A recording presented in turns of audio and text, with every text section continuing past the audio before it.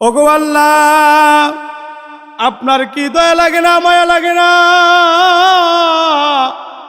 ওই বৃদ্ধা মানুষের চোখের পানি দেখেও কি আপনার মায়া লাগে না, মোহাব্বত লাগে না?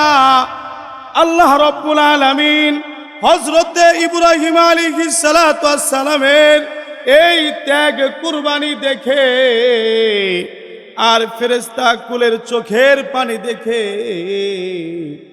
ডাক দিয়ে বললেন, ও ফেরেশতা জিবরাইল, জান্নাত থেকে দুম্বা লয়ে যাও, আমার ইসমাইলের পরিবর্তে এই দুম্বা আমার রাস্তায় কুরবানি করার ব্যবস্থা করে দাও। আল্লাহু আকবার।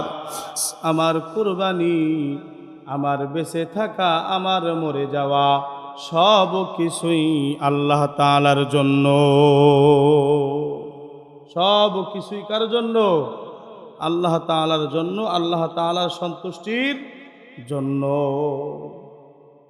এই যে আমরা জিলহজ মাসের 9 তারিখে, 10 তারিখে, 11, 12 তারিখে যে আমল করব, আল্লাহু আকবার, আল্লাহু আকবার, লা ইলাহা ইল্লাল্লাহু, আল্লাহু আকবার, আল্লাহু আকবার, ওয়ালিল্লাহিল হামদ। এই তাকবীর কখন শুরু হয়েছে আমরা সকলেই এই ইতিহাস জানি, তারপরেও দেখা যায় আমরা অনেক সময় ভুলে যাই, এই তাকবীরের গুরুত্ব বুঝি না। যখন হযরতে ইব্রাহিম খলিল আল্লাহ তাআলার প্রেমে মগ্ন হয়ে আল্লাহ তাআলার হুকুম বাস্তবায়ন করার জন্য প্রস্তুতি গ্রহণ করলেন, নিজের কলিজার টুকরা সন্তান হযরত ইসমাঈল আলাইহিস সালাতু ওয়াস সালামকে ওই মিনার প্রান্তরে জবাই করার জন্য শোয়াই দিলেন। যখন হযরতে ইসমাঈল আলাইহিস সালাতু ওয়াস সালামের গর্দানের উপরে আল্লাহ তাআলার রাহে ছুরি চালাবে, যখন প্রস্তুতি নিয়ে ফেলছে, এই দৃশ্য দেখে ফেরেশতা কুলার সহ্য করতে পারলেন না। আসমানের সমস্ত ফেরেশতা, জমিনের সমস্ত ফেরেশতা কান্না কাটি শুরু করে দিলেন। যত বড় বড় ফেরেশতা আছে, হযরতে জিবরাইল, মিকাইল, ইসরাফিল, এমনকি আজরাইল আলাইহিস সালাতু ওয়াস সালামও কান্না কাটি শুরু করে দিলেন। ডাক দিয়া বললেন, মালিক, 86 বছর বয়সে সন্তান দান করেছেন, এই সন্তানের প্রতি যে কি মায়া, কি ভালোবাসা, সেই সন্তানকে আজ আপনাকে খুশি করার জন্য আপনার রাস্তায়, মিনার প্রান্তরে, মিনার ময়দানে সেই সন্তানের উপরে, সন্তানের গর্দানের উপরে ছুরি ধরেছে, ছুরি চালানো শুরু করে দিয়েছে আপনার ইব্রাহিম, আপনার খলিল। ওগো আল্লাহ, আপনার কি দয়া লাগে না, মায়া লাগে না? ওই বৃদ্ধা মানুষের চোখের পানি দেখেও কি আপনার মায়া লাগে না, মোহাব্বত লাগে না? আল্লাহ রব্বুল আলামিন হযরতে ইব্রাহিম আলাইহিস সালাতু ওয়াস সালামের এই ত্যাগ কুরবানি দেখে আর ফেরেশতা কুলের চোখের পানি দেখে ডাক দিয়ে বললেন, ও ফেরেশতা জিবরাইল, জান্নাত থেকে দুম্বা লয়ে যাও, আমার ইসমাইলের পরিবর্তে এই দুম্বা আমার রাস্তায় কুরবানি করার ব্যবস্থা করে দাও। আল্লাহু আকবার। এই খুশিতে হযরতে জিবরাইল আলাইহিস সালাতু ওয়াস সালাম সহ সমস্ত আসমানের ফেরেশতা, জমিনের ফেরেশতারা উচ্চ স্বরে ঘোষণা করতে লাগলেন, আল্লাহু আকবার, আল্লাহু আকবার, আল্লাহ বড়, আল্লাহ বড়, এক আল্লাহর ইবাদত করো। যখন হযরতে ইব্রাহিম আলাইহিস সালাতু ওয়াস সালাম ছুরি চালানো শুরু করে দিয়েছে, যখন কুরবানি হয়ে গেছে, ছুরিতে যখন রক্ত দেখা যাচ্ছে, হযরত ইব্রাহিম আলাইহিস সালাতু ওয়াস সালামের মনের মধ্যে অনেক বড় কষ্ট, কিন্তু প্রকাশ করতে পারে না। আল্লাহর রাস্তায় তিনি মনে করেছে আমি আমার কলিজার টুকরা সন্তান হযরতে ইসমাঈলকে কুরবানি করে দিয়েছি। যখন কুরবানি হয়ে গেছে, পিছন দিকে তাকিয়ে দেখে আমার ইসমাঈল দাঁড়িয়ে আছে। সাথে সাথে হযরতে ইব্রাহিম আলাইহিস সালাতু ওয়াস সালাম জবান দিয়ে জারি করলেন, লা ইলাহা ইল্লাল্লাহ, আল্লাহু আকবার। হযরতে ইব্রাহিম আলাইহিস সালাতু ওয়াস সালাম ডাক দিয়ে বললেন, আপনি আল্লাহ, আপনি ছাড়া আমাদের আর কোনো আল্লাহ নাই। এই খুশিতে হযরতে ইসমাঈল আলাইহিস সালাতু ওয়াস সালাম বাবার কণ্ঠের সাথে কণ্ঠ মিলাইয়া সুর মিলাইয়া বললেন, আল্লাহু আকবার, আল্লাহু আকবার, ওয়ালিল্লাহিল হামদ। আল্লাহ বড়, আল্লাহ বড়, এক আল্লাহর প্রশংসা করো, সুবহানাল্লাহ।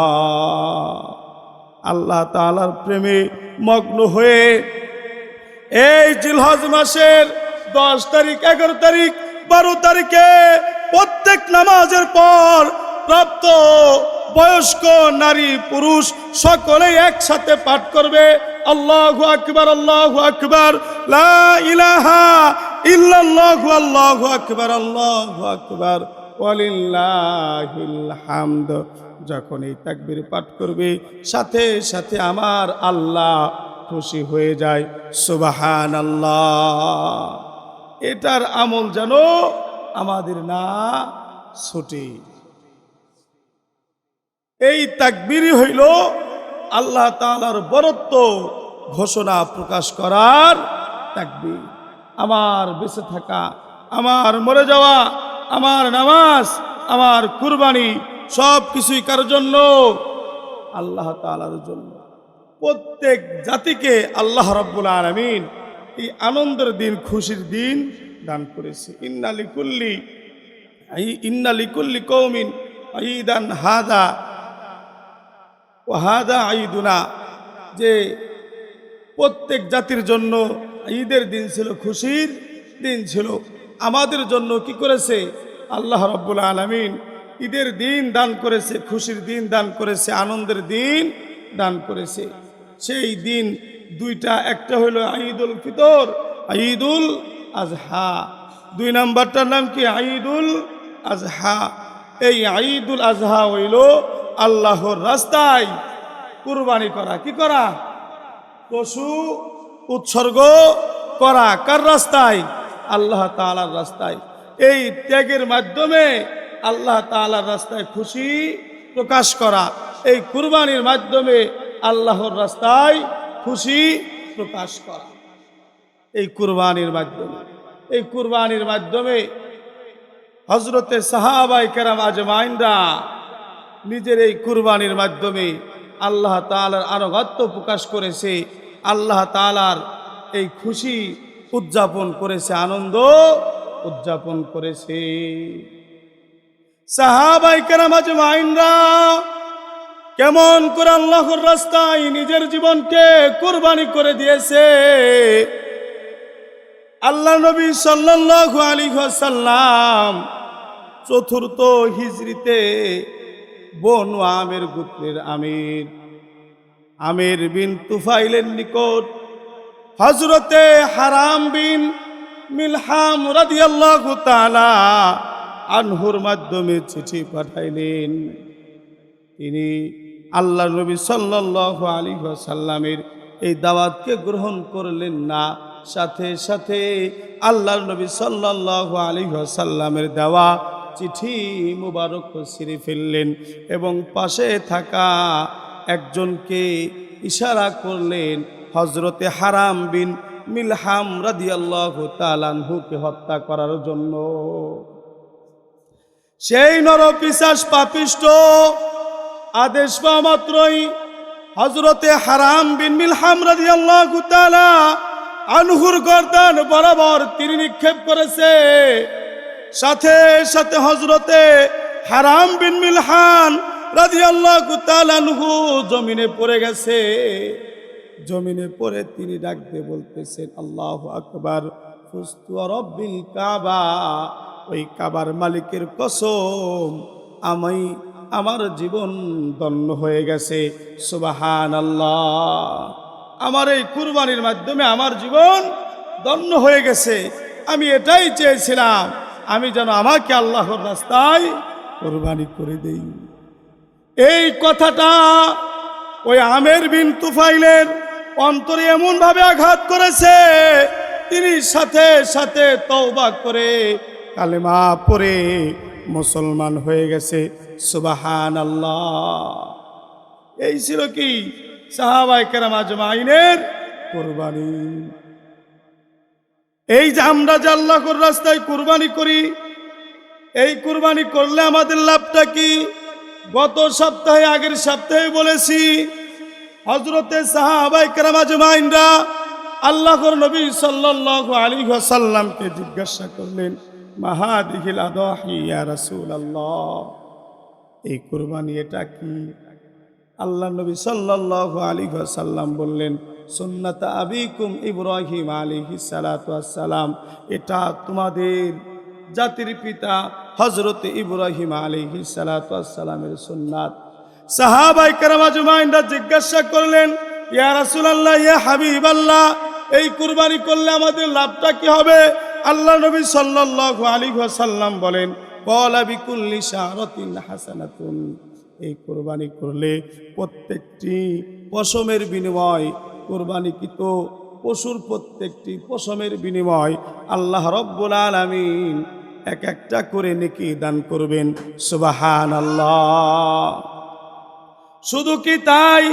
আল্লাহ নবী সাল্লাল্লাহু আলাইহি ওয়াসাল্লাম বলেন, ওয়া ইন্নাহু লায়াতি ইয়াউমাল কিয়ামাতি বিকুরুনিহা ওয়া আশআরিহা ওয়া আদলাফিহা, এই কুরবানিকৃত পশু কিয়ামতের ময়দানে শিং সহ, রক্ত সহ, খুর সহ আল্লাহ তাআলার দরবারে উঠবে এবং তার মালিকের জন্য আল্লাহ তাআলার কাছে সুপারিশ করবে।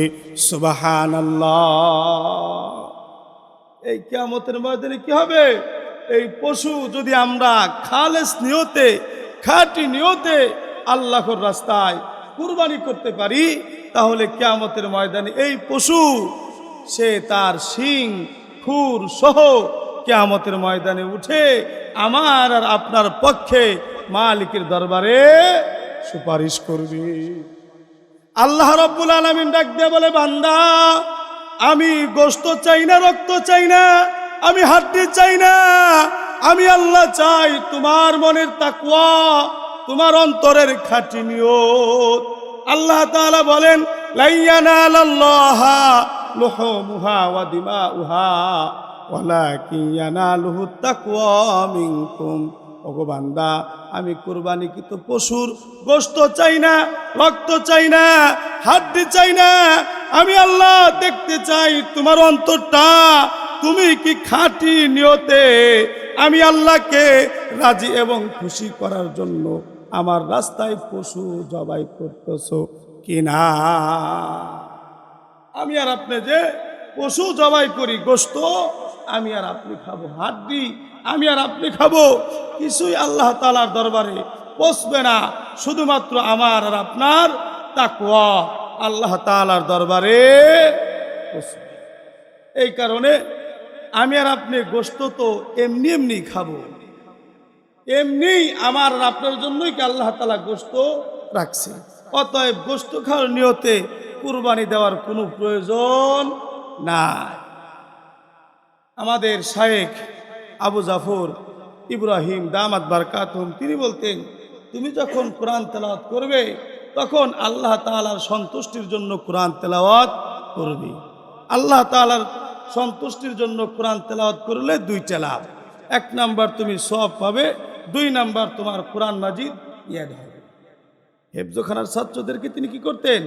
ওসিয়ত করতেন, নসিহত করতেন যে আল্লাহ তাআলার সন্তুষ্টির জন্য কোরআন তেলাওয়াত করবে, তাহলে দুইটা লাভ। এক নাম্বার তুমি সওয়াব পাবে, দুই নাম্বার তোমার পবিত্র কোরআন ইয়াদ হবে। আর যদি ইয়াদ করার জন্য তেলাওয়াত করো, কষ্ট করবে, ফাও, ইয়াদ হবে কিন্তু সব হবে না। এই কারণে কুরবানি করার আগে আমার আর আপনার নিয়ত সহি করতে হবে। কত মন গোশত হবে, কত মন গোশত, কয় কেজি গোশত আমি আর আপনি বন্টনে পাবো, এরকম বিষয়টা মাথায় না রাখা। কুরবানিকৃত পশু মোটা তাজা হওয়া, সুন্দর হওয়া। শুধু খালি মোটা তাজা হইলেই চলবে না, সাথে কি থাকতে হবে? সুন্দরও থাকতে হবে। আল্লাহ রাব্বুল আলামিন সৌন্দর্য কি করেন? পছন্দ করেন। এই কারণে আমরা যারা কুরবানি করব, পশু কুরবানি করার আগে আমার আর আপনার মনের পশুকে কুরবানি করতে হবে। শুধু পশু কুরবানি করলে কুরবানি হবে না, মনের পশুও কি করতে হবে? সাথে সাথে কুরবানি করে দিতে হবে। ওই যে মনে রাখতে হবে, আমার নামাজ, আমার কুরবানি, আমার বেঁচে থাকা, আমার মরে যাওয়া কার জন্য? একমাত্র কেবলমাত্র আল্লাহ তাআলার জন্য। আজকে সমাজে দেখা যায়, আমরা যারা সমাজের সদস্য না, মসজিদের ইমাম সাহেবকে আমরা যারা বেতন দেই না, সেই ব্যক্তিকে মসজিদ কমিটির পক্ষ থেকে গোশত দেওয়া হয় না, সমাজের পক্ষ থেকে গোশত দেওয়া হয় না। এটা অনেক মসজিদে এই নিয়ম চলে। অনেক মা, খালা, ফুফু আছে, তারা বিধবা, তাদের স্বামী দুনিয়াতে নাই, সন্তান থাকা সত্ত্বেও সেই সন্তান সেই মাকে ভাত দেয় না, খাবার দেয় না, খরচপাতি দেয় না। 10 জনের কাছে সাহায্য নিয়ে, 10 জনের নিকট থেকে সাহায্য তুলে সেই মা খালারা সংসার চালায়, নিজেরা একটু খাবার খায়, সে নিজেই চলতে পারে না। তাহলে সেই মা খালা মসজিদের ইমাম সাহেবের বেতন কিভাবে দিবে? সে মসজিদের একজন সদস্য কিভাবে হবে?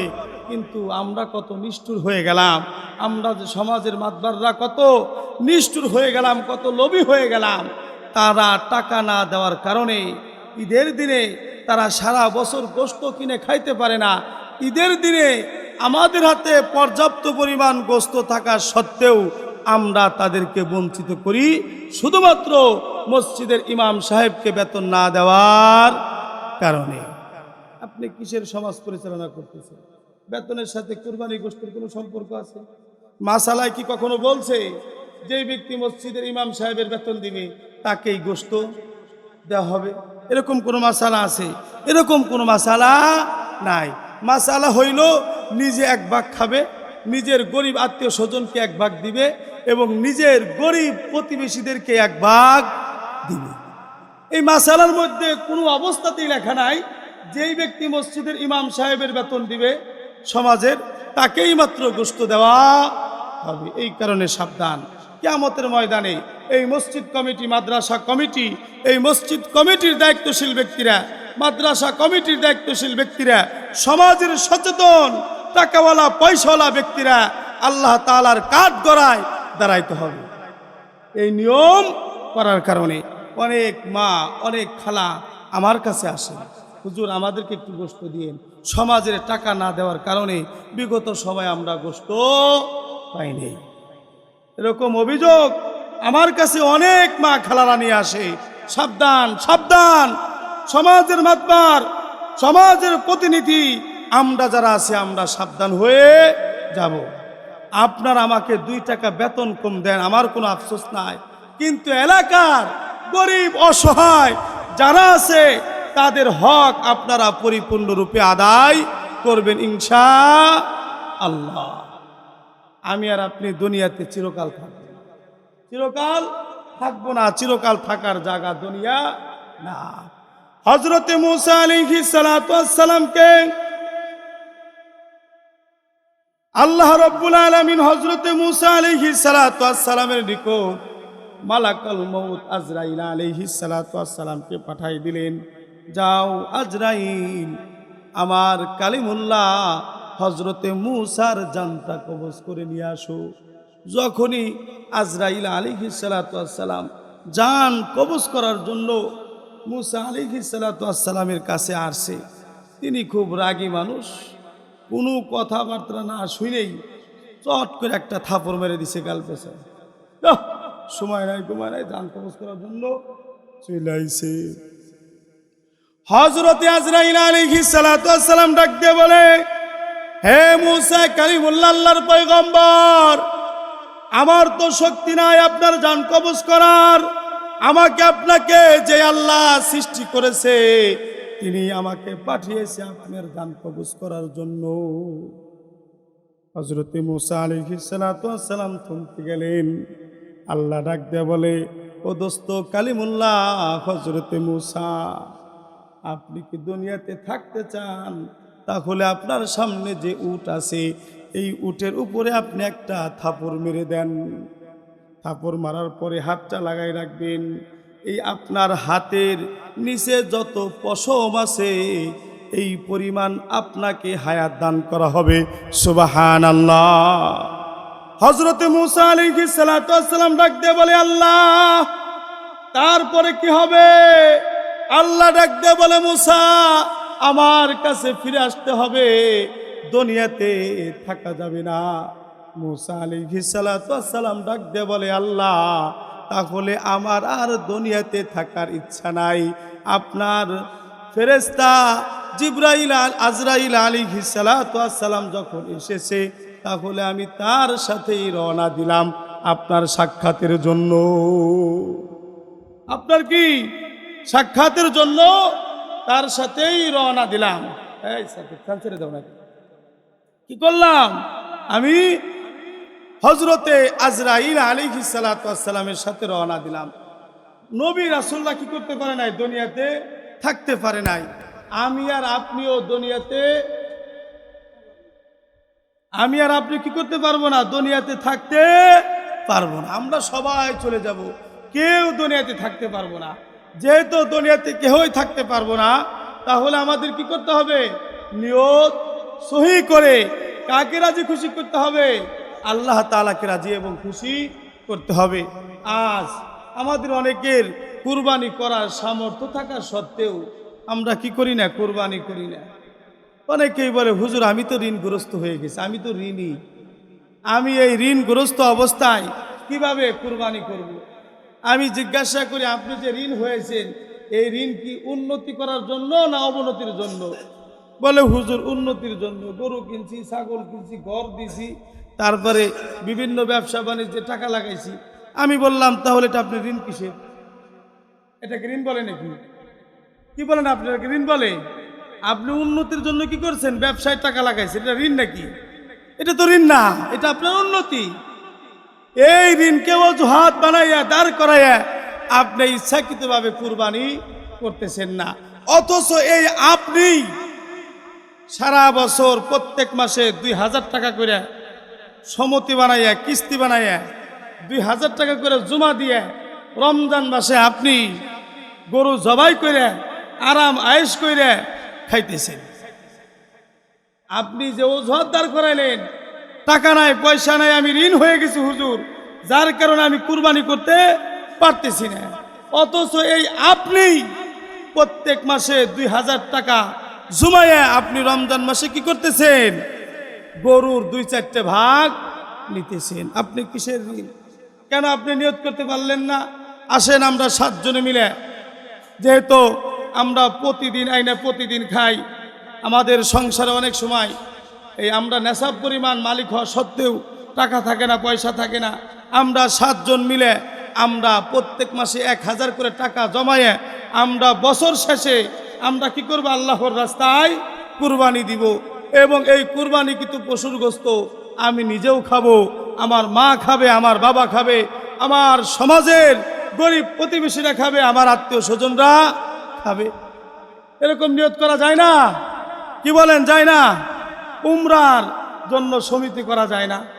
10 বা 11 ভাই মিলে আমরা প্রত্যেক মাসে 2000 করে টাকা জমাবো, বছর শেষ হবে উমরার টাকা হয়ে যাবে, এক ভাই কি করবো? উমরায় চলে যাব। এরকম নেক কাজে প্রতিযোগিতা পাল্লা আমার আর আপনার অন্তরে আসে না। কিভাবে জীবন বীমা করা যায়, কিভাবে সংসারের উন্নতি করা যায়, এই চিন্তা আমার আর আপনার মধ্যে আছে। আসলে ওটা জীবন বীমা না, ওটা হলো মরণ বীমা। ওটা কি বীমা? মরণ বীমা। জীবন বীমা কইরা সেই জীবন বীমার টাকা জীবিত অবস্থায় খাইছে, এরকম লোকের সংখ্যা দুনিয়াতে খুব কম। এরকম লোকের সংখ্যা কি খুব কম। দেখা যায় মারা গেলে সেই টাকা উঠাইতে উঠাইতে উত্তরসূরিদের পায়ের জুতা ছিঁড়ে যায়, তারপরেও টাকা পাওয়া যায় না। এই কারণে এই জীবন বীমা, এই সমতি, দুনিয়াবি লোভ লালসার সমতি না করে আসুন আমরা কুরবানির নিয়তে আমরা সমতি করি। 7 ভাই মিলে, আমরা 5 ভাই মিলে 2000 টাকা করে, 7 ভাই মিলে 1000 টাকা করে আমরা জমাই। আমরা কুরবানির ঈদে কি করব? কুরবানি দিব আল্লাহ তাআলাকে রাজি এবং খুশি করার জন্য।